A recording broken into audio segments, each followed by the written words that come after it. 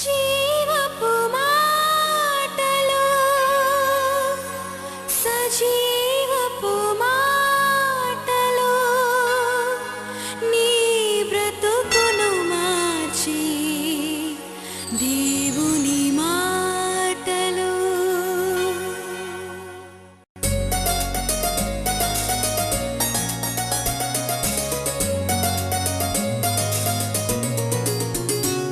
పౌలు తన ఆత్మీయ కుమారుడైన తిమోతికి రాసిన మొదటి పత్రిక మరి రెండవ పత్రిక ముగించాలి. ఇంకా కొన్ని ఆదేశాలు ఉన్నాయి, అవి కూడా మనం నేర్చుకోవాలి. ఈ ఉపదేశాలు సేవ చేసేవారికి చాలా ఉపయోగకరంగా ఉంటుంది. ఎందుకంటే దేవుని ఆత్మచేత పౌలు భక్తుడు తిమోతికి ఇచ్చిన హెచ్చరికలు, సంఘమును ఏ విధంగా పరిపాలించాలి, సంఘములో ఎలాంటి క్రమాలు ఉండాలి. ఈరోజు మొదటి తిమోతి 6వ అధ్యాయం నుండి కొన్ని ఆదేశాలు మనం ధ్యానించబోతున్నాం. మొదటిగా మొదటి తిమోతి 6వ అధ్యాయం 5వ వచనం చూడండి. 1 Timothy 6th chapter 5th verse. చెడిపోయిన మనస్సు కలిగి సత్యహీనులై దైవభక్తి లాభ సాధనం అనుకొను మనుష్యుల వ్యర్థ వివాదములను కలుగుచున్నవి. అంటే మనుషుల వ్యర్థమైన వివాదములకు దూరముగా ఉండాలని హెచ్చరిస్తున్నాడు. ఎట్టివారికి దూరంగా ఉండాలి? మీరు గమనిస్తే పౌలు భక్తుడు తిమోతికి దూరంగా ఉండమని కొన్ని హెచ్చరికలు, విసర్జించమని కొన్ని హెచ్చరికలు, పారిపోమ్మని ఒక దగ్గర అంటాడు, యవనేచ్ఛల నుండి నీవు పారిపో అని అంటాడు. తర్వాత కొన్నిటిని వెంబడించమంటాడు, కొన్నిటి కొరకు పరిగెత్తుమని అంటున్నాడు, కొన్నిటి కొరకు పోరాడమని అంటున్నాడు. మంచి పోరాటం, నువ్వు పోరాడాలి అంటాడు. మరి కొన్ని స్థలంలో నేను నీకు అప్పగించింది నువ్వు గట్టిగా పట్టుకోమంటాడు. ఈ విధంగా మంచి మాటలు మనం పౌలు భక్తుని ఉపదేశంలో మనం చూస్తాం. ఇక్కడ చెడిపోయిన మనసు గలి కొందరు దేవుని సేవ అనే పేరుతో మంచి మనస్సాక్షి లేకుండా పవిత్రమైన పరిశుద్ధమైన దేవుని సేవ చేయడానికి తెగిస్తారు. అట్టి వారి మనసు చెడిపోయింది. అంటే వీరు ఏ పని చేసినా కానీ ధనమే వారికి ముఖ్యంగా ఉన్నట్టు, అదే వారి గురిగా వారు ఎంచుకుంటున్నారు. వారు మరి దైవభక్తి ఒక లాభసాధకమని వారు ఎంచుకుంటున్నారు. అట్టివారి మూర్ఖమైన వివాదములకు కూడా నువ్వు దూరంగా వెళ్ళిపో అని అంటున్నాడు. Don't join with them, don't have fellowship with such people who are money minded. అంటే ఇట్టివారు ఏ పని చేసినా కానీ డబ్బునే గురిగా పెట్టుకొని ఉంటారు. They love money more than God or God's work. ఎక్కడైతే యథార్థంగా సేవ జరుగుతుందో, ఏ డబ్బు కూడా ఉద్దేశించకుండా దేవునిచ్చిన దర్శనాన్ని కొనసాగించాలని ఆత్మశుద్ధితో చేసేవారికి మీరు సహకరిస్తేనే మీకు ఆశీర్వాదములు ఉంటుంది. కేవలం ఇల్లు దర్శించి ఏదైనా డబ్బు ఇస్తే లోపల మరి జోబులో పెట్టుకోవడానికి ఉద్దేశమే అన్నమాట. ఏదో వారికి చాలా ప్రేమ ఉన్నది, వారు ఎలా ఉన్నారని తెలుసుకోవాలని, కానీ అవన్నీ ఏమీ లేవన్నమాట. They are very money minded. Whatever they do it is for money. అందుకే వారు కొందరు పాటలు పాడతారు, డబ్బులు సంపాదిస్తారు, ప్రార్థనలు చేస్తారు, డబ్బులు సంపాదిస్తారు, కొందరు కూడికలు పెడతారు, డబ్బులు సంపాదిస్తారు, కొందరు అబద్ధ ప్రవచనాలు పలుకుతారు, సోదే చెప్పే ఆత్మ. ఆనాడే మరి మొదటి తిమోతి 4వ అధ్యాయము 2వ వచనంలో పౌలు హెచ్చరిస్తున్నాడు. ఒక మాట చూడండి, మొదటి తిమోతి 4:2. అయితే కడవరి దినములలో కొందరు అబద్ధికులు వేషధారణ వల్ల మోసపరచు ఆత్మలందు దయ్యముల బోధయందు లక్ష్యం ఉంచి విశ్వాస భ్రష్టులవుదరని ఆత్మ తేటగా చెప్పుచున్నాడు. యేసుప్రభు చెప్పిన బోధ ఏంటి? నన్ను వెంబడించేవాడు తను తాను ఉపేక్షించుకొని ప్రతి దినము తన సిలువనెత్తుకొని నన్ను వెంబడించాలని యేసు బోధిస్తే వీరు సిలువ మార్గమే బోధించారు. అంత్యకాలంలో ఇలాంటి బోధలు వస్తుంది. ఇది దేవుని నుండి వచ్చిన బోధ కాదు. పరిశుద్ధ గ్రంథం ఏం చెప్తుందో అదే మనం గ్రహించాలి, దాని ప్రకారం నడవాలి. అందుకే మరి you have to be very alert in keeping people who are doing God's work for money sake. వారు డబ్బు గడించడానికి వారు సేవ చేస్తే అట్టి వారికి మీరు దూరంగా ఉండాలి అన్నమాట. సామెతలు 19:22 ఒక మాట చూడండి. అబద్ధం ఆడేవానికంటే ఒక దరిద్రుడే మేలు అని ఇక్కడ వాక్యంలో చూస్తున్నాం. అబద్ధికుని కంటే దరిద్రుడే మేలు. అంటే అట్టి వారి జోలికి నువ్వు పోకూడదు. యేసుప్రభు ఒక మంచి మాట అన్నాడు మత్తయి సువార్త 6:24. ఎవడును కూడా ఇద్దరు యజమానులకు దాసుడుగా ఉండలేడు. No man can serve 2 masters. ధనం కావాలి, దేవుడు కావాలి అని అంటే కుదరని పని కదా అది. నువ్వు దేవుని వెతుకు, దేవుని రాజ్యము నీతిని వెతుకు, అప్పుడు నీకు కావలసినవన్నీ కూడా దేవుడే నీకు అనుగ్రహిస్తాడు. చప్పట్లు కొట్టి దేవుని స్తుతిద్దాం. Hallelujah. You have to teach people to seek God. నువ్వు దేవుని వెతుకుమని నేర్పియాల ప్రజలకు. కానీ నీవు ధనం వెతుకుమని చెప్తే అది ఒక అబద్ధమే పోతుంది కదా, వారి ఈ లోక నటనలో పడిపోతారు కదా. కాబట్టి సత్యమైన బోధ చేయాలని మరి పౌలు ఆత్మీయ కుమారుడికి నేర్పిస్తున్నాడు. ధనాన్ని వెతుకొద్దని, దేవుని వెతుకుమని ఆదేశిస్తున్నాడు. దేవునికి స్తోత్రం. హల్లెలూయా. రెండవ ఆదేశం చూడండి, 1 తిమోతి 6వ అధ్యాయం 11వ వచనం. ఇక్కడ దైవజనుడా, నీవైతే వీటిని విసర్జించి నీతిని, భక్తిని, విశ్వాసమును, ప్రేమను, ఓర్పును, సాత్వికమును సంపాదించుకున్నటకు ప్రయాసపడము. హల్లెలూయా. నువ్వు డబ్బులు సంపాదించుకొని ప్రయాసపడమని కాదు, నువ్వు బంగారం సంపాదించుకొని ప్రయాసపడడం కాదు, ఏదో ఇండ్లు వాకిళ్ళు ఎత్తు చేసుకోవాలి, లేకుంటే భూములు సంపాదించుకోవాలని కాదు.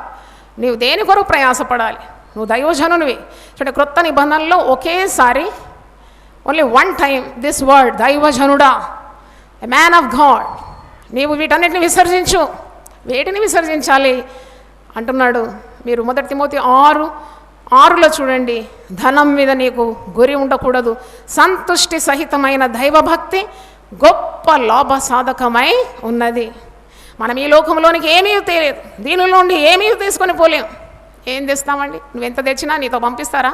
నువ్వేం తేలేవు కదా, ఏం తేలేదు కదా, రిక్తహస్తములతోనే వచ్చావు కదా, రిక్తహస్తములతోనే నేను పంపించేస్తారు కదా. కనుక ఏ లోకంలో నువ్వేమీ తేలేదు, ఏమీ తీసుకొని పోలేవు. కాగా అన్న వస్త్రములు గలవారమై ఉండి వాటితో తృప్తి పొంది ఉందాం. హల్లెలూయా చెప్తారు ఒకసారి గట్టిగా. మరి ధనవంతులగుటకు అపేక్షించు వారు శోధనలోను, ఉరిలోను, అవివేకయుక్తములను, హానికరములైన అనేక దురాశల్లో పడదు. సాతానుడు మొట్టమొదట వాడే ఒక ఆయుధం ఏంటంటే నీ గమ్యాన్ని చెదరగొడతాడు. నీ గమ్యాన్ని చెదరగొడతాడు. అందుకే విశ్వాసులు ఎప్పుడు జాగ్రత్తగా ఉండాలి, సేవకులు ఎప్పుడు జాగ్రత్తగా ఉండాలి. సేవకులు ఎప్పుడు కూడా వారు దేవుడు దేని కొరకు వారిని పిలిచినాడో తిరిగి వారు అది నెమరు వేసుకోవాలి, ధ్యానించాలి. What is their calling? ధనాశ సమస్త కీడునకు మూలం. The desire for money is the root of all evil. It's the root of all evil. మరి ఇక్కడ మనుషులను ఇది నష్టంలోకి, నాశనంలోకి ముంచి వేస్తుంది. కొందరు దాన్ని ఆశించే విశ్వాసం నుండి తొలగిపోయి నానా బాధలతో తమను తామే పొడుచుకొని పరిశుద్ధ గ్రంథంలో మరి ఉన్నారు కదా చాలామంది మనకు. ఉదాహరణంగా యూదా డబ్బును ప్రేమించినాడు, డబ్బు సంచి పెట్టుకొని దాంట్లో నుండి డబ్బు తీస్తూ ఉన్నాడు అన్నమాట. దొంగ ప్రభువుని 30 వెండి నాణములకు అమ్మేసినాడు. గెహజీ డబ్బు వెంబడి, దొంగ బంగారం వెంబడి పరిగెత్తి తెచ్చుకున్నాడు కుష్ఠరోగాన్ని. ఆఖాన్ చీనారు వస్త్రము, వెండి, బంగారం ఇవన్నీ కూడా శపింపబడినది ఆశించినాడు, దాచుకున్నాడు. అతను కుటుంబము రాళ్లతో కొట్టబడి మరి చంపబడినారని మన వాక్యం తెలుసు. అలా గారడి సీమోన్ పరిశుద్ధాత్మ నాకు కావాలన్నాడు. ఎందుకు కావాలంటే పరిశుద్ధాత్మ ఒక వ్యాపారం. He wanted to do business with Holy Spirit. వీటి ద్వారా మనం నేర్చుకోవాలి. అందుకే 2వ ఆదేశంలో మనం చూస్తున్నాము, దైవజనుడా నీవైతే వీటిని విసర్జించి. దైవజనులు మరి విశ్వాసమును వెంటాడాలి, నీతిని ప్రేమించాలి, భక్తిని ప్రేమించాలి, ప్రేమతో ఉండాలి, ఓర్పు కలిగి ఉండాలి, సాత్వికమైన హృదయంతో ఉండాలి. ఎఫెసీ 1:3లో ఉంది కదా, పరలోక సంబంధమైన ప్రతి ఆశీర్వాదం దేవుడు మనకు అనుగ్రహించడానికి యేసుక్రీస్తుని ఈ లోకాన్ని పంపినాడు. In Jesus you have prosperity, in Jesus you have abundant supply of God's blessings. నువ్వు యేసు ప్రభువును పట్టుకోవాలి, యేసు ప్రభువుని నీ హృదయంలో ఉంచుకోవాలి, అంతే. After that you will be blessed like anything. ఆశీర్వదించేవాన్ని నువ్వు కలిగి ఉంటే నీకు ఇంకే ఆశీర్వాదం లోటుగా ఉంటుంది. The giver of all blessings is within you. So you will not be having any lack for any blessing. అదే ఉద్దేశించి నీవు ధనము వెంబడి పరిగెత్తన అవసరం లేదు. మొట్టమొదట దేవుడే నీకు లక్ష్యమై ఉండాలని అర్థం. మరి 3వ ఆదేశం చూద్దాం. 1 తిమోతి 6:17 ఇహమందు ధనవంతులైన వారు గర్విష్ఠులు కాక అస్థిరమైన ధనమునందు నమ్మిక ఉంచక సుఖముగా అనుభవించుటకు సమస్తమును మనకు ధారాళముగా దయచేయు దేవుని అందే నమ్మిక ఉంచవలెను. ఇలాగ ఆజ్ఞాపించానంటున్నాడు, సంఘంతో చెప్పమంటున్నాడు. సంఘానికి ఇది బోధించమని తిమోతికి చెప్తున్నాడు. ఆ సంఘము ఎఫెస్లో ఉంది. ఎఫెస్ సంఘము చాలా ఆర్థికంగా చాలా ఉన్నత స్థాయిలో ఉండే సంఘం. ఎందుకంటే అక్కడ చాలామంది వ్యాపారస్తులు ఉన్నారు, ధనవంతులతో నిండిన సంఘం అన్నమాట. ఆ విశ్వాసులందరూ చాలా రిచ్ పీపుల్, చాలా ధనవంతులు. కాబట్టి వారికి దేవునికే సమయం లేకుండా అయిపోయిందన్నమాట. ధనవంతులు తప్పకుండా గర్విష్ఠులు అవడానికి ఆస్కారం ఉన్నది. ఇచ్చిన దేవుని మర్చిపోకుండా జాగ్రత్త పడాలి. ధనము ఉన్నవాడు గర్విష్ఠుడు కాకూడదు. సో ధనం ఉన్నవాడు ఎప్పుడు కూడా కొద్దిగా అహంకారము, కొద్ది గర్వము, నేను ఇతరుల కంటే ఉన్నత స్థాయిలో ఉన్నానని ఒక అలాంటి మనస్తత్వము కలిగిన వారుగా మనం చూస్తూ ఉంటాం. కానీ అలా ఉండకూడదు. నీకు ఏది వచ్చినా కానీ అది ఎక్కడి నుండి వచ్చింది? దేవుని యొద్ద నుండే వచ్చింది. ఓకే, ధనమును అనుభవించడానికి కూడా నీ ప్రాణాన్ని నిలిపింది ఎవరు? దేవుడే కదా. అందుకే లూకాసు వార్త 12వ అధ్యాయంలో మనం చూస్తాం, యేసుప్రభు ఒక ఉపమానం చెప్తాడు. ఒక ధనవంతుడు సంపాదించుకుంటున్నాడు, కొట్లు విప్పి కట్టినాడంట. ప్రాణంతో అంటున్నాడు, నా ప్రాణమా నువ్వు తిను, సుఖించు, నువ్వు ఆనందించు, నీ కొరకు నేను ఇంతగా సంపాదించి పెట్టినా. అప్పుడు దేవుడు అంటున్నాడు, మూర్ఖుడా, నీ ప్రాణం ఈరోజు వెడలిపోతే ఇవన్నీ నువ్వు సంపాదించిందంతా ఎవరి వశం అవుతుంది? కనుక ధనము మనకున్నా మనం దేవునికి కృతజ్ఞతలు తెలియజేసి ఆ ధనము దేవుని చిత్త ప్రకారం వాడాలి అని ఇక్కడ అంటున్నాడు. మీరు ఒకవేళ మరి గర్విష్ఠులైపోతారేమో, కాబట్టి దేవునికి కృతజ్ఞతాస్తుతులు చెల్లించి సమస్తము ధారాళంగా ఇచ్చిన దేవుని అందే నీవు నమ్మకం ఉంచాలి. అస్థిరమైన ధనం మీద నువ్వు నమ్మకము ఉంచకూడదు. దారిద్ర్యమైన ఐశ్వర్యమైన అది దేవుడే కలగజేస్తాడు. దేవునికి స్తోత్రం, హల్లెలూయా. హన్నా పాట పాడుతుంది. 1 సమూయేలు 2వ అధ్యాయం 7వ వచనంలో హన్నా సాంగ్. ఆమె ఏం పాట పాడుతుందంటే, దారిద్ర్యము కలగజేయవాడు ఆయనే, ఐశ్వర్యం కలగజేయవాడు ఆయనే, కృంగజేయవాడు ఆయనే, లేవనెత్తువాడు కూడా ఆయనే. హల్లెలూయా, గట్టి చెప్దామా? ద్వితీయోపదేశకాండం 8:18లో కూడా మరి భాగ్యము సంపాదించుకొనుటకు మీకు సామర్థ్యం అనుగ్రహించిన వాడు దేవుడే. హల్లెలూయా.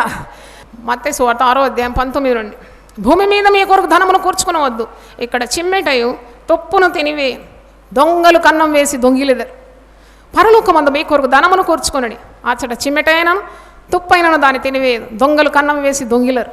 నీ ధనం ఎక్కడ ఉండునో అక్కడనే నీ హృదయము ఉండును.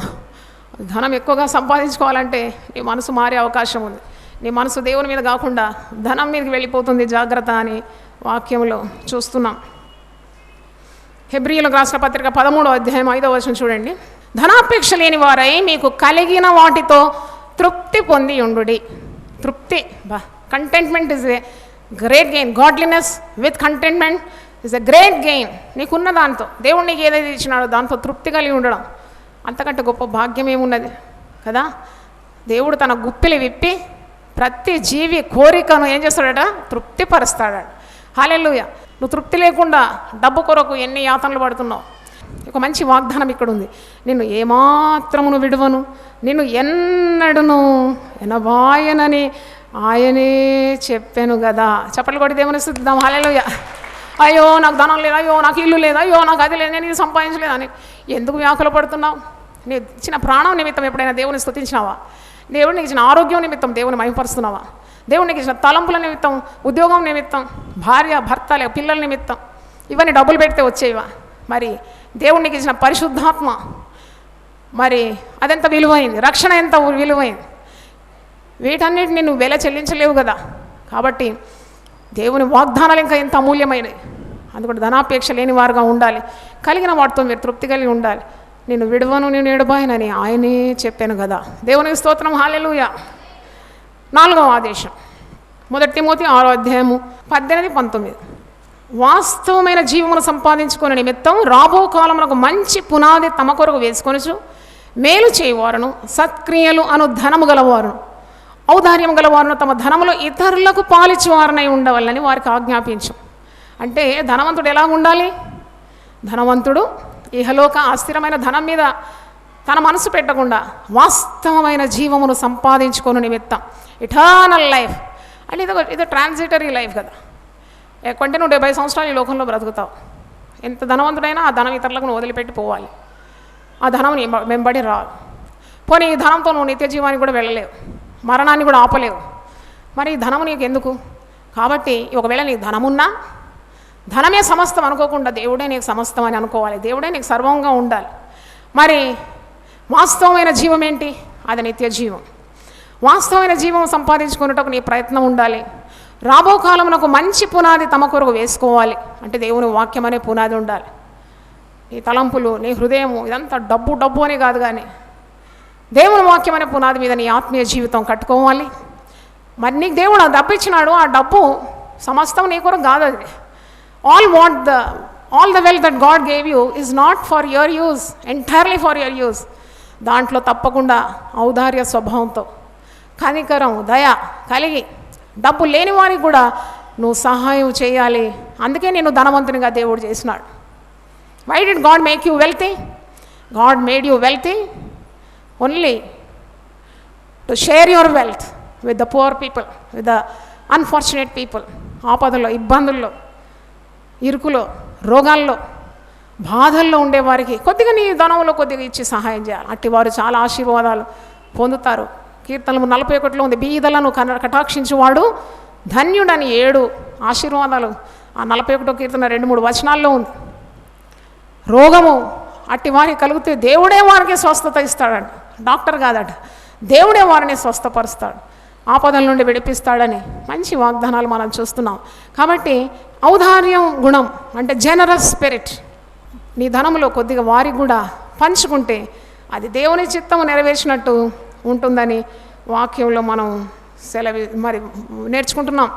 వాస్తవమైన జీవమును సంపాదించుకుని నిమిత్తము రాబో కాలమునకు మంచి పునాది తమ కొరకు వేసుకొనుచు మేలు చేయుటయందును సత్క్రియలు అను దళము గలవారై ఔదార్యము గలవారును తమ ధనములో ఇతరులకు పాలిచ్చువారునై ఉండవలెను. హల్లెలూయా. ఆదేశం చెప్పి ముగిస్తాను. 1 తిమోతి 6వ అధ్యాయము 20వ వచనం.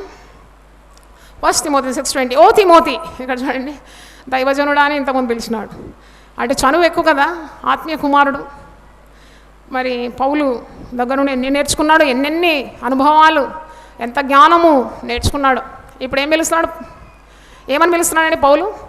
ఓ తిమోతి, ఓ తిమోతి, నీకు అప్పగింపబడిన దాన్ని కాపాడి అపవిత్రమైన వట్టి మాటలకును జ్ఞానమని అబద్ధంగా చెప్పబడిన విపరీత వాదములకు దూరముగా ఉండు.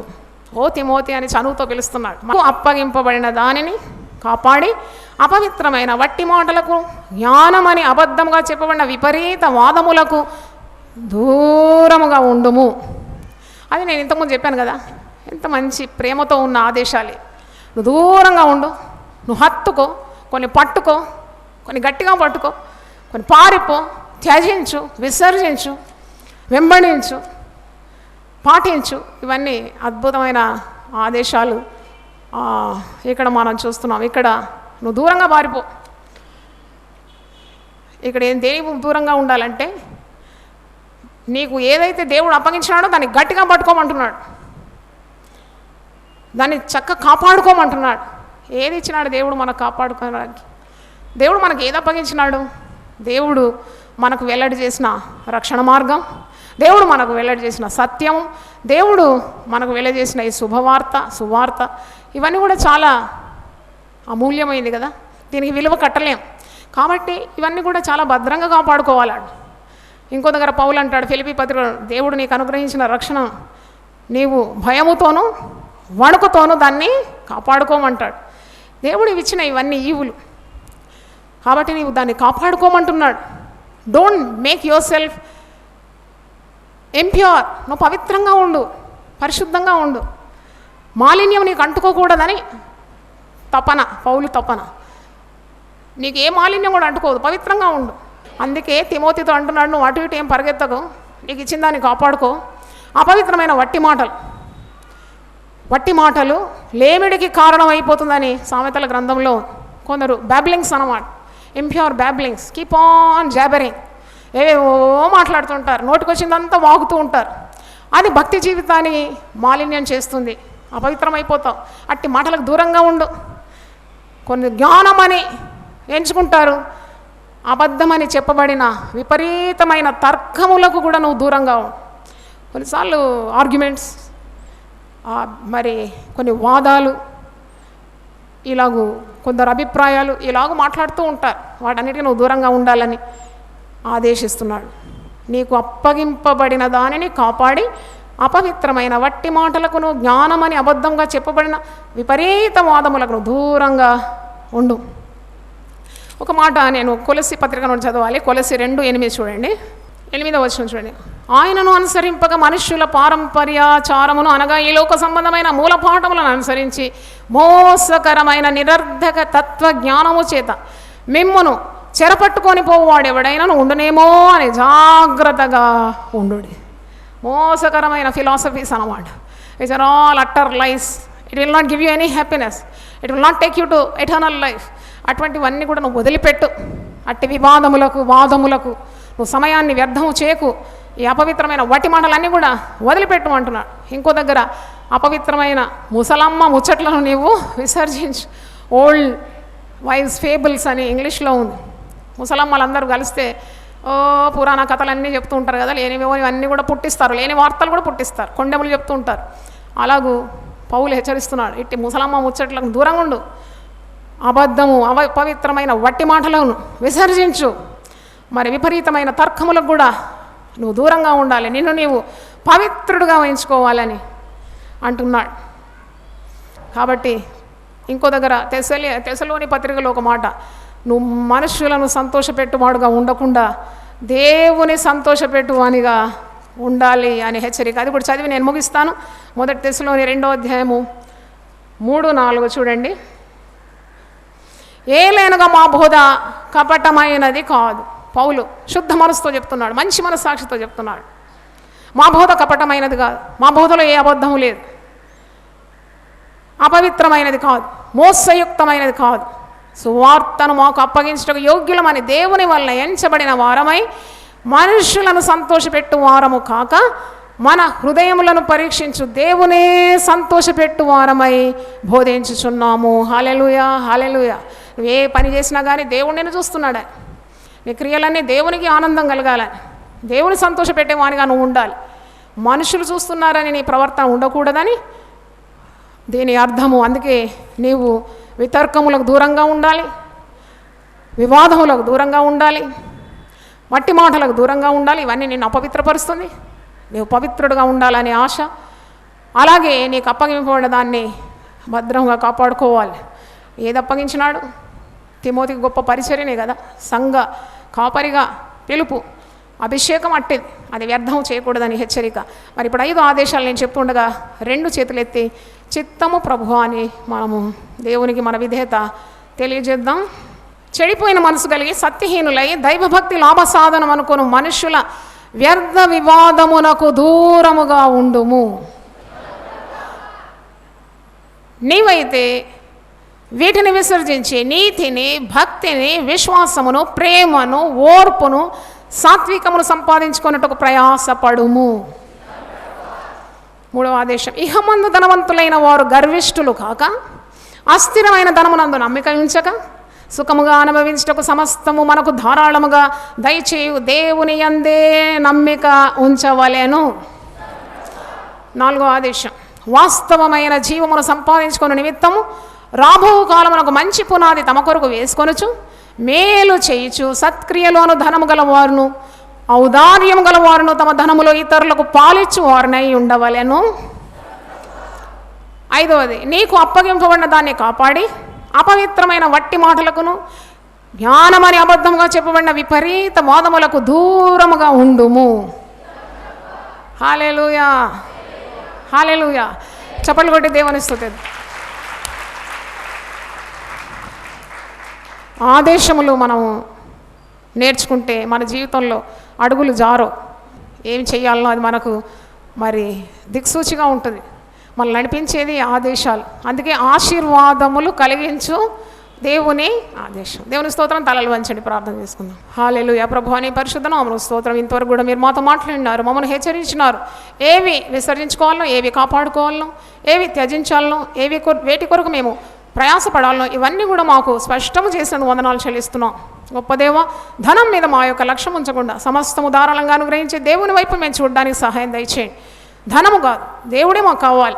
ఎవడు ఇద్దరు యజమానులకు దాసుడు కానిరడని, సిరికిని దేవునికిని దాసులు కానిరని మరి వాక్యంలో నీవు పలికిన మాటలు కూడా మేము ధ్యానించి ఉన్నాం. గొప్ప దేవ, ఈ అస్థిరమైన లోకంలో శాశ్వతమైన దేవుని కలిగి ఉండడమే గొప్ప జ్ఞానం అని ఈరోజు మాకు బోధించినందుకు వందనాలు చెల్లిస్తున్నాను. ఈ వాక్యం ద్వారా అనేకులు హెచ్చరింపబడి సత్ప్రవర్తన గలవారై నాయనా వారి ప్రవర్తనను చక్కబెట్టుకోవడానికి మీరే కృప దయచేయమని యేసు నామములో అడిగి వేడుకుంటున్నాను తండ్రి, ఆమేన్. దేవుడు మనల్ని సమృద్ధిగా దీవించునుగాక. హల్లెలూయా. యునైటెడ్ పీపుల్స్ ఫెలోషిప్ నిర్వహించు సంపూర్ణ రాత్రి ప్రార్థన ప్రతి నెల చివరి బుధవారం. సమయం రాత్రి 9 గంటల నుండి ఉదయం 5 గంటల వరకు. స్థలం centenary Baptist church, clock tower దగ్గర, సికింద్రాబాద్. మీ అవసరతల కొరకు ప్రత్యేక ప్రార్థనలు చేయబడును. అందరూ ఆహ్వానితులే. ఆహ్వానించువారు జాయ్ చెరియన్ గారు. ఇంతవరకు మీరు జాయ్ చెరియన్ గారి సందేశం విని ఆశీర్వదింపబడ్డారని నేను నమ్ముచుంటున్నాను. మీ స్పందన మాకు తెలియజేయండి. మరియు మీ ప్రార్థన అవసరతలు మా ఆత్మీయ పుస్తకములు పొందుకొనుటకు మాకు ఫోన్ ద్వారా కానీ లేక ఉత్తరం ద్వారా కానీ మరి ఈమెయిల్ ద్వారా కానీ మాకు తెలియజేయాలని మేము మీకు మనవి చేస్తున్నాము. మా address Joy Cherian, United Peoples Fellowship, house number 1-9-52 by E by 3, Ramnagar, Hyderabad 5,20,000. Phone number 04027624030. మరి ఒకసారి 04027624030. మా ఈమెయిల్ joycherian@hotmail.com మరియు వెబ్సైట్ www.unitedpeoplesfellowship.com. మా ప్రార్థనా కూటములు ప్రతి శుక్రవారం రామ్నగర్ ఆలయంలో ఉపవాస ప్రార్థనలు సాయంత్రం 4 నుండి 8:30 గంటల వరకు ఉంటుందని తెలియజేస్తున్నాను మరియు ఆ కూటములకు ఆహ్వానిస్తున్నాను. మరియు ప్రతి ఆదివారం రామ్నగర్ ఆలయంలో ఉదయకాల ఆరాధన 6 నుండి 8:30 గంటల వరకు మరియు ఆదివారం సాయంత్రం 5 నుండి 8:30 గంటల వరకు GN గార్డెన్ ఫంక్షన్ హాల్, చేపల మార్కెట్, పార్షిగుట్ట దగ్గర రామ్నగర్లో సిస్టర్ జాయ్ చెరియన్ గారు ఆశీర్వాదములు కలిగించు దేవుని 1000 ఆదేశములు అక్కడ అందిస్తారని మనవి చేస్తుంటున్నాను. యెహోవా మా ప్రభువా, ఆకాశములలో నీ మహిమను కనపరచువాడా, భూమి అందంతటా నీ నామము ఎంత ప్రభావము గలది. కీర్తనలు 8:1. ప్రతి మంగళవారము ఉదయం 10 గంటల నుండి 1 గంట వరకు జాయ్ చెరియన్ గారు దేవుని 1000 నామముల శీర్షికను మరొకసారి ప్రసంగిస్తున్నారు. స్థలం యునైటెడ్ పీపుల్స్ ఫెలోషిప్, రామ్నగర్ ఆలయంలో. అందరికీ ఆహ్వానం.